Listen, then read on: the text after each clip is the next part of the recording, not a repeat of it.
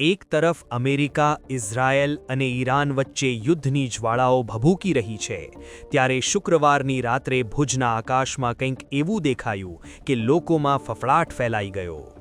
રાત્રિના 10 વાગ્યાની આસપાસ ભુજના કેમ્પ વિસ્તાર, સરપટનાકા અને ભીડનાકા પાસે આકાશમાં અનેક રહસ્યમયી ચમકતી વસ્તુઓ જોવા મળી. થોડા સમય બાદ આ ભેદી અને શંકાસ્પદ વસ્તુ ગાયબ થઈ ગઈ, પણ આખી ઘટના મોબાઈલના કેમેરામાં કેદ થઈ ગઈ અને હવે તેનો વિડિયો સોશિયલ મીડિયામાં વાયરલ થઈ રહ્યો છે.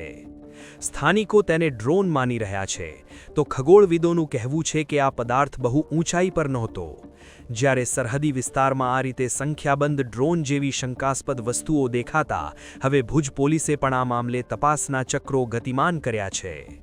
શું આ કોઈ જાસૂસી ડ્રોન છે કે પછી કંઈક બીજું? અત્યારે તો આ ભેદી પ્રકાશે આખા કચ્છમાં કુતૂહલ અને ચર્ચા જગાવી છે.